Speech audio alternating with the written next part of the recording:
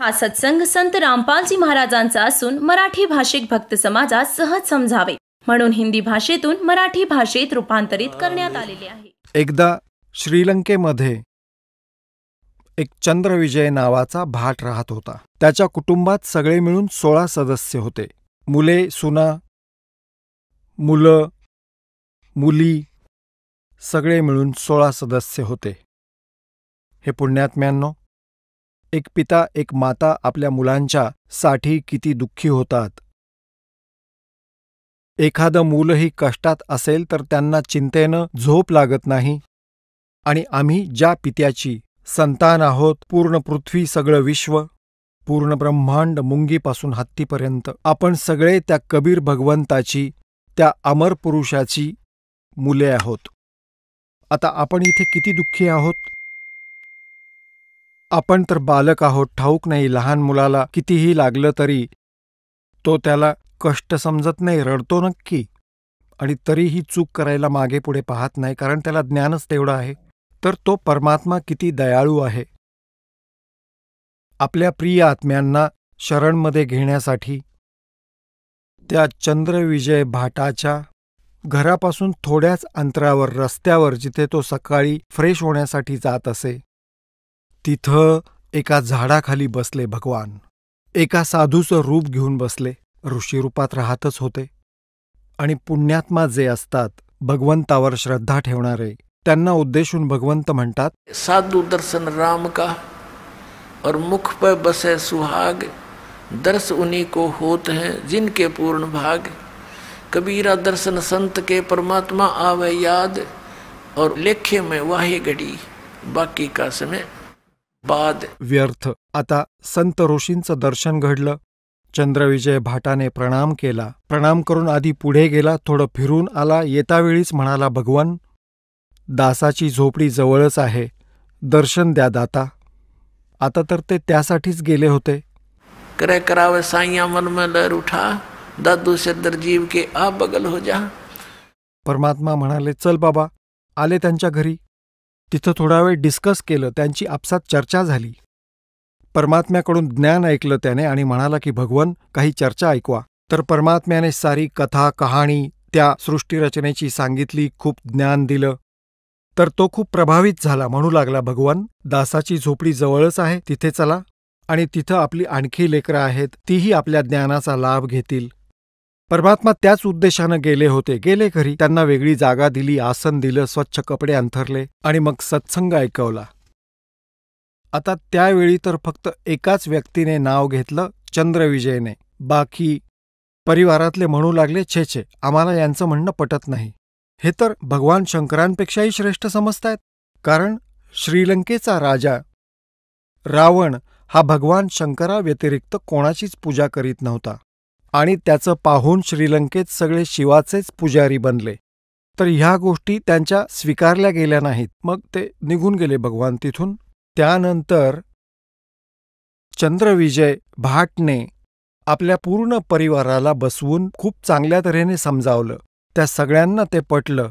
मग परमेश्वर पुन्हा तिथं पोहोचले. त्या सर्व पूर्ण परिवाराने त्यांचं नाव घेतलं. आणि जे ज्ञान मालिक ऐकवत ते तर असं होतं की प्रत्येक व्यक्तीला वाटायचं की हे सर्वांना सांगावं, भावाला, बहिणीला, नातेवाईकांना. इतकं अनमोल ज्ञान ना कधी पाहिलं ना ऐकलं.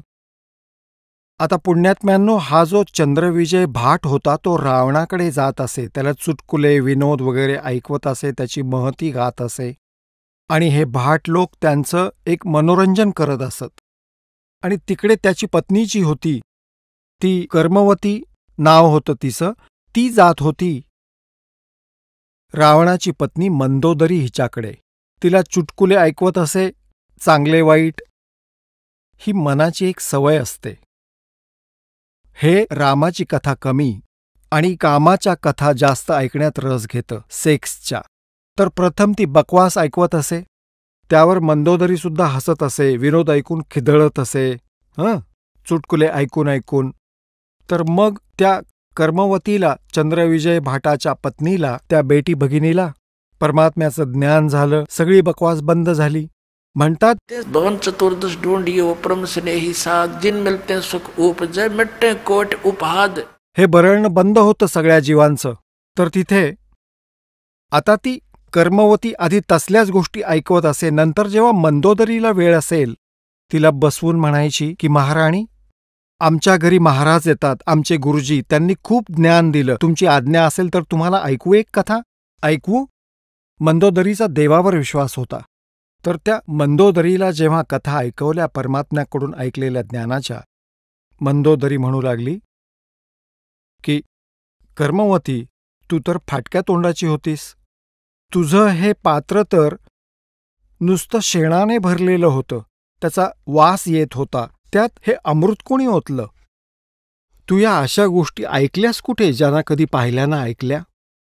तर ती म्हणाली की आमच्याकडे गुरुजी येतात, त्यांनीच आम्हाला हे ज्ञान दिलं मंदोदरी. तेव्हा मंदोदरी खूप प्रभावित झाली, म्हणाली की अशा संताचं, ऋषीचं दर्शन घ्यायला हवं. तर तिला म्हणाली मंदोदरी, पुढच्या वेळेस तुझे गुरुजी आले ना की आमच्याकडे घेऊन ये. आता परमात्मा पुन्हा गेले. तर चंद्रविजयची पत्नी म्हणाली, प्रभू, आमची राणी तुमची आठवण काढतीये. मी तुमच्याद्वारे ऐकवलेलं ज्ञान तिला सांगितलं, ती खूप प्रभावित झाली आणि ती म्हणाली की तुमच्या गुरुजींना इथे आमच्याकडे घेऊन ये. परमात्मा म्हणाले, बेटा, आम्ही कुठल्या राजाच्या घरी जात नाही. त्यांना गरज वाटली तर इथे येतील. साधुसंत जात नाहीत अशा व्यक्तींच्या घरी, जोपर्यंत ते आमच्या विचारांशी परिचित होत नाहीत. आता ती कर्मवती सापडली धर्मसंकटात. जर माझे गुरुजी गेले नाहीत तिच्या घरी तर मंदोदरी मला मनमानी शिक्षा करेल. परमात्म्याने अंतर्मनाने जाणलं. मग बेटी तर खूप दुःखी होईल. ते म्हणाले, बेटा, असं सांग तिला की पहा, ऋषी महर्षींना, संतांना आज्ञा देऊन बोलावलं जात नाही, आणि आज्ञा देऊन बोलावल्यावर जरी ते आले तरी कृपा होणार नाही. मग काय उपयोग? तर साधू संतांकडे गेल्याने खूप लाभ होतो, स्वतः गेलं पाहिजे. तर मंदोदरीकडे जाऊन तिने सांगितलं, राणी, मी विनंती केली होती गुरुदेवांना, त्यांनी नकार दिला आपल्याकडे यायला, आणि सांगितलं की साधूसंतांना आज्ञा देऊन बोलावू नये, त्यांच्या चरणांशी गेलं पाहिजे लाभ घ्यायचा असेल तर, आणि जर आज्ञा देऊन बोलावलं तर कृपा होणार नाही त्यांची. मंदोदरी म्हणाली, ठीक आहे भगिनी, मी येते. आता जेव्हा गुरुजी येतील तेव्हा मला भेटव. परमात्मा पुन्हा गेले. ते भटकतायत एकेका आत्म्यासाठी, आपल्या शरणात घेण्यासाठी, त्यांना सुखी करण्यासाठी. इथेही सुखी करतील आपल्याला, आणि इथून जाल तेव्हा पहा, सतलोकात घेऊन जातील. मग तिथे काय सांगायचंय, सुखच सुख. आता काय झालं, मंदोदरी गेली, परमात्म्याचं दर्शन घेतलं, पाहताच आत्मा खेचला गेला. पुण्यात्मा होती, पूर्वीची संस्कारी होती, परमात्म्याची लेक. खूपच जास्त प्रभावित झाली मालकांच्या वचनाने आणि म्हणाली, परमेश्वरा, मला अनुग्रह द्या. परमात्म्याने दीक्षा दिली. आता मंदोदरीने जे ज्ञान ऐकलं होतं तिला असं वाटलं की ते आपल्या पतीलाही समजावून द्यावं. तो तर बकरे खातो, रेडे खातो, मांस खातो, दारू पितो आणि भक्त म्हणवतो ब्राह्मण. याने तर कर्म नासवलं, कारण ज्ञानातून ज्ञान झालं, भगवंताच्या तत्वज्ञानातून. तर मंदोदरीने प्रयत्न केला समजावण्याचा आपल्या पती रावणाला की तुम्ही जी साधना करीत आहात ती तमोगुण भगवान शिवाची आहे, ते पूर्ण परमात्मा नाही आहेत. आता या बोलण्याने तो दुःखी झाला की मंदोदरी, तू अशा गोष्टी सांगू नकोस. मी भगवान शंकराला डोकं कापून अर्पण केलं होतं, त्यांनी मला ते परत दिलं आणि मला कितीतरी धन दिलं, सिद्धी दिली, 1,00,000 पुत्रांचं वरदान दिलं. आणि माझा पुत्र मेघनाथ केवढा पराक्रमी आहे, त्याने स्वर्गात जाऊन इंद्रालाही जिंकलं. आणि मी एका भिकाऱ्यापुढे हात जोडू तिथं जाऊन? मंदोदरीने खूप समजावलं की रावण, चुकीचं बोलताय तुम्ही. तुम्ही या संताच्या महिम्याने परिचित नाही आहात म्हणून असं बोलत आहात. तर शेवटी रावणाने असं सांगितलं की मला यापुढे असं सांगू नकोस. मी तुला मनाई करणार नाही. तू कितीही दान कर, धर्म कर, कुठल्याही गुरुचा उपदेश घे. असं म्हणतात की स्त्री आपल्या पतीला आयुष्यमान पाहू इच्छिते. तिकडे काय झालं की काही दिवसांनी जसं विष्णू अवतार श्री रामचंद्रजी राजा दशरथाच्या घरी जन्मले होते, विवाह झाला सीतेबरोबर. विवाह झाल्यानंतर काही काळातच त्यांना वनवासाला जावं लागलं. ते वनात काळ कंठत होते, तिथून रावणाने सीतेचं अपहरण केलं. आता परमात्म्याने कबीर परमेश्वरांनी म्हणजेच मुनींद्रजींनी मंदोदरीला समजावलं की बेटी, याने तर आपणहूनच संकट ओढवून घेतलंय. याने आपलं जसा की मृत्यू घेऊन आलाय आपला, आणि सांग त्याला की तिला बाइज्जत वापस कर, तिला सामान्य स्त्री समजू नकोस. ती देवी आहे आणि देवीला त्रास देणं महापाप आहे. तिला परत पाठव, त्यातच तुझं भलं आहे. तसंही स्त्री दुसऱ्या स्त्रीला पाहून कधी राजी होत नाही. तरीही जेव्हा तिला ते कळलं की माझ्या पतीचा जीव धोक्यात येईल, कारण संत जे सांगतात त्याला ती सत्य मानायची. हे महापुरुष खोटं बोलत नाहीत, त्यांना काय देणं घेणं. हे काही श्रीरामचंद्रांना भेटले नाहीत, कोणाला ओळखत नाहीत, केवळ सत्य सांगत आहेत. ती खूप प्रभावित झाली. रावणाला समजावण्याचा खूप प्रयत्न केला, त्याने नाही ऐकलं. काही दिवसांनंतर काय होतं, मध्येच एक प्रकरण राहिलं. आता रावण तर ऐकत नव्हता, आणि हे ज्ञान असं आहे की मनुष्य एकटा पचवू शकत नाही. हे ज्ञान जे दास तुम्हाला देत आहे भगवान कबीर परमेश्वरांनी दिलेलं, तर हे ज्ञान मिळाल्यावर ते कोणाला तरी द्यावंसं वाटतं, कोणी ऐको वा न ऐको. तर रावणाने ऐकणं बंद केलं. तिचा दीर होता बिभीषण, मंदोदरी त्याला समजावू लागली. आधी ते दोघे भाऊ बसले होते, ती रावणाला समजावत होती, तर रावण ऐकत नव्हता. तेव्हा बिभीषण म्हणाला की मला सांग, मला तर हे तुमचं म्हणणं फारच आवडतंय, पहिल्यांदाच ऐकतोय पण खूप छान वाटतंय. तर मंदोदरीने त्याला खूप समजावलं. आता आणखी काय सांगू, दीक्षा घे आता, अनुग्रह घे गुरुजींकडून, की चल अनुग्रह दे मला. मंदोदरी आपल्या दीराला घेऊन गेली आणि अनुग्रह देववला परमात्म्याकडून. आता त्या ज्ञानाने बिभीषणसुद्धा परिपूर्ण झाला. आता काय होतं, रावण काही ऐकत नव्हता, सीतेला परत पाठवायला तयार नव्हता. मंदोदरीने खूप समजावलं होतं, तिकडे बिभीषणानेही खूप समजावलं होतं. रावण, तुझ्या घरात किती चांगली पत्नी आहे आणि तरीही तू वाहावत चाललायस. एक भाऊच दुसऱ्या भावाला समजावू शकतो जेव्हा एखादं संकट समोर दिसायला लागतं. नाहीतर रावणाला कोण बोलणार, तो एक अहंकारी माणूस होता. विरोध केला की लगेच त्याची तलवार दुसऱ्या माणसाच्या मानेवर जात असे. रावण ऐकत नव्हता. रावण म्हणू लागला, तू भित्रा आहेस, हे तुला जमणार नाही, बस इकडे बाजूला. आता मंदोदरीने पाहिलं की हा नाही ऐकणार आणि मारणार, आणि मी विधवा होईन. आपल्या गुरुजींना तिने विनंती केली की भगवान दया करा आणि एकदा समजावून पहा याला, तुम्ही सांगितलेलं तरी ते ऐकतील. परमात्मा म्हणाले की बेटा, हा ऐकणार नाही, त्याच्या अंगी तो गुण नाहीये. तर मंदोदरी म्हणाली, भगवान एकदा त्यांना तुम्ही समजावण्याचा प्रयत्न करा दाता, आणि जर त्यांनी नाही ऐकलं तर मी स्वतःला आजपासूनच विधवा समजेन. मला दुःख होणार नाही परमात्मा याच्या मरण्याचं.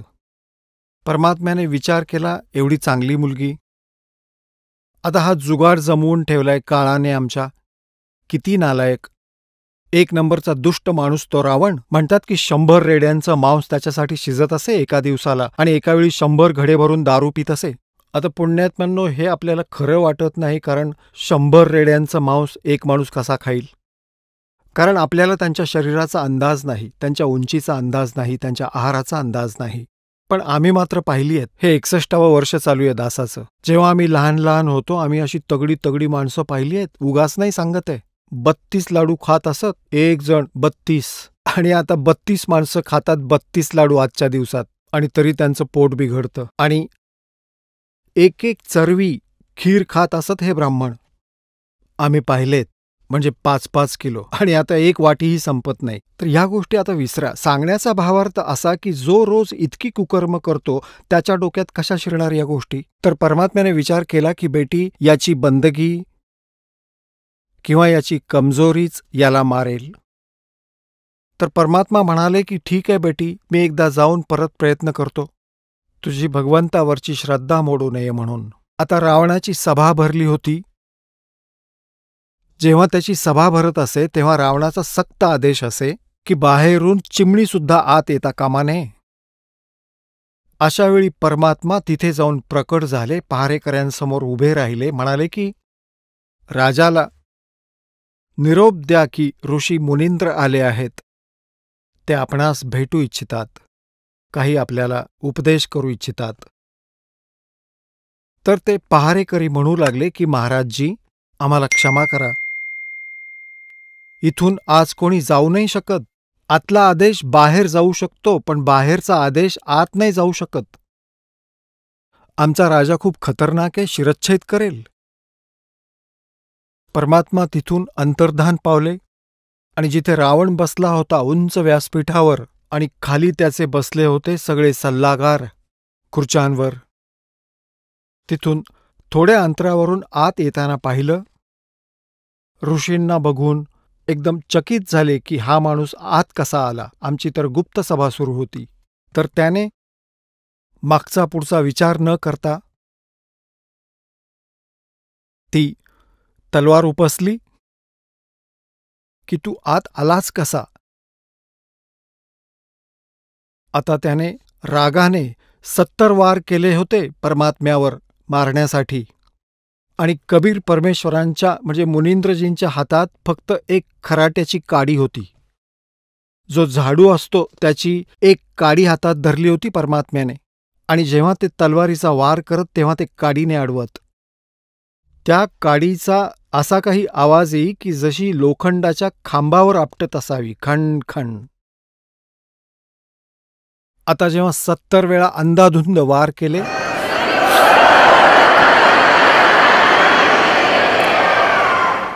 जेव्हा रावणाला घाम फुटला तेव्हा तो थकून उभा राहिला. म्हणाला, तू आत आलासच कसा. परमात्मा म्हणाले, तुझ्याकडून एक काडीसुद्धा तुटली नाही, तू मला काय मारणार. तर त्यांनी विचारलं की तू. रावण म्हणाले, त्यांना बोलवा, पहारेकऱ्यांना, त्यांची कत्तल करतो. परमात्मा म्हणाले, त्यांचा दोष नाहीये, त्यांनी तर मला मनाई केली होती संदेशसुद्धा देण्यासाठी. मग परमात्म्याला रावणाने विचारलं की मग तू आत आलास कसा. की असाच आलो, अंतर्धान पावलो आणि प्रकट झालो. रावणाच्या समोरून एकदम अंतर्धान पावले आणि पुन्हा प्रकट झाले की मी त्यांना येताना दिसलो नाही, मी असाच आलो. एवढं होऊनही त्या दुष्टात्म्याला कळलं नाही की त्याच्यासमोर कोण उभं आहे. म्हणू लागला, हे बघ, तू जा इथून. तू आला कशासाठी, सांग मला, काय बात काय. तर परमात्मा म्हणाले की रावण, तुझा आता अंतिम समय आलेला आहे, आणि माझ्या आदेशाचं पालन करून जर तू या मुलीला परत पाठवलंस, या सीतेला, या देवीला, तर तुझं जीवनच मी बदलून टाकेन. ह्या वाईट गोष्टी तुला सोडाव्या लागतील. तो म्हणू लागला, तुझ्यासारखे शिक्षक माझ्याकडे खूप आले. मी अशिक्षित नाहीये, मी स्वतः ब्राह्मण आहे, विद्वान पुरुष आहे, आणि तू एक भिकारी ऋषी, मला काय शिकवणार, मी तुझं ऐकणार नाही. आता रावणाची तर अशी स्थिती झाली होती. कबीर ये माया अटपटी, सब गट आण अडी, किस किस न समझाऊं या कुए भांग पडी. एक वृद्ध माणूस दारू पिऊन उभा होता. असा डुलत होता. त्याची काठी हातातली पडली जमिनीवर. जी काठी घेतली होती ती पडली. एक जंटलमॅन आला. तो म्हणू लागला, आजोबा, काका, तुम्ही दारू का बरं पिता. पहा, सगळं शरीर थरथरतंय तुमचं, आणि काठीसुद्धा उचलता येत नाही. तो म्हणाला, अरे काठी दे ना. तर तो म्हणाला, तुम्ही दारू नका पीत जाऊ. तर तो म्हणाला, मला शिकवत बसू नकोस, तुला काठी द्यायची असेल तर दे, नाही तर तू आपलं काम कर जा. म्हणाला, तुझं प्रवचन मला ऐकायचं नाहीये, तुझ्यासारखे पुष्कळ भेटलेत दारू पिऊ नको असं सांगणारे. तुला काठी द्यायची असेल तर दे, नाहीतर जा, तू आपलं काम कर. तर रावणाने तर इतकी प्यायली होती या काळाची भांग. परमात्म्यांना म्हणाला की तुमचं कधीच मी ऐकणार नाही, तू जा, नाही तर जाऊ नको. त्यांनी पाहिलं की मारलं तर मरतही नाही. सगळे कुकर्म करून बघितले आणि तरीही हा मानत नाही की हा कोण आहे. तर परमात्मा म्हणतायत, तुम्हाला या काळाने आंधळं केलं आहे. इस झूठे सुख को सुख है ये मान रहा मनमोद, ये सकल चबीना काल का कुछ मुख में कुछ गोद. आणि या भेटीच्या वेळी बिभीषण सुद्धा उपस्थित होता. परमात्मा तिथून पुढं निघून गेले. संध्याकाळच्या वेळी बिभीषण घरी आला आणि आपल्या वहिनीला म्हणाला की आज तर दादाने गुरुजींना मारूनच टाकलं असतं. तर मंदोदरी म्हणू लागली की या संकटात मीच गुरुदेवांना लोटला आहे, मी नालायक आहे. माझ्या विनंतीवरूनच ते तिथं गेले. काय झालं तर असं झालं. तो क्रोधित झाला, व्यासपीठावरून उडी मारून स्वतःच तलवारीने वार करू लागला. गुरुजींच्या हातात एक काडी होती, ती काडीसुद्धा तुटली नाही. जेव्हा थकून गेला, बसला. परमात्म्याने काही समजावलं, त्याने ऐकलं नाही, तर भगवान तिथून निघून आले.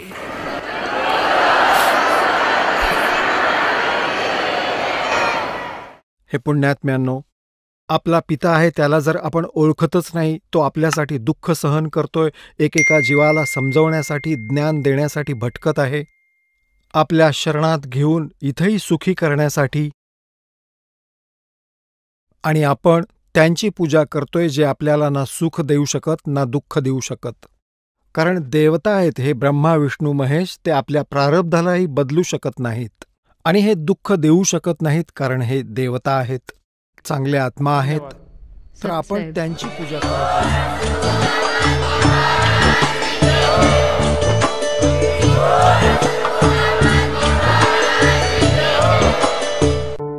आपण ऐकत होता जगद्गुरु तत्वदर्शी संत रामपालजी महाराजांचे मंगल प्रवचन.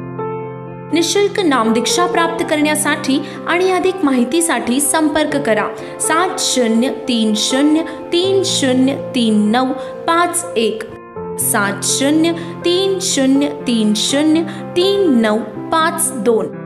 आमची वेबसाईट आहे www.jagadgururampalji.org.